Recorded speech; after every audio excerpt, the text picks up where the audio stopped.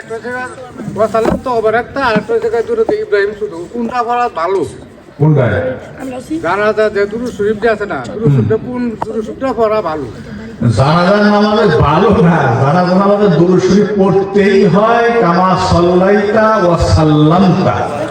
এই দিয়ে যে দুরূদ হেই পড়তে হয় ও ভালো খারাপ আমার কোন দুরূদ নাই নামাজ পড়ি যে এই দুরুদ জানাজা পড়ে না না পড়া যাবে না এই জন্যই আমরা বলি দরুদে নামাজের বাহিরে ওই দরুদে ইব্রাহিমী পড়া মাকরুহ এই আলোচনা আপনি শোনেন নাই দেখবেন আমার লেখা একটা বই আছে হ্যাঁ কি হয় তারাই পড়ে যেমন একটা দরুদ হইল সাল্লাল্লাহু আলাইহি ওয়াসাল্লাম সাল্লাল্লাহু আলাইহি ওয়াসাল্লাম এই দরুদটা বানানো দরুদ এই দরুদটা আল্লাহ নবী শিখায় নাই সাহাবায়ে কেরাম শিখায় নাই তাবেঈনে কেরাম শিখায় নাই তাবেঈন শিখায় নাই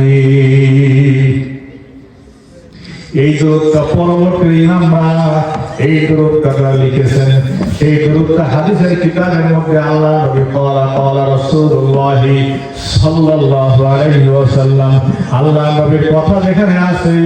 সেখানেই পরে লিখে দেওয়া আছে সাল্লাল্লাহু আলাইহি ওয়াসাল্লাম কিন্তু আল্লাহ নবী কোনোদিন বলেন নাই কোনোদিন বলা শিখান নাই তোমরা সাল্লাল্লাহু আলাইহি ওয়াসাল্লাম পড়বা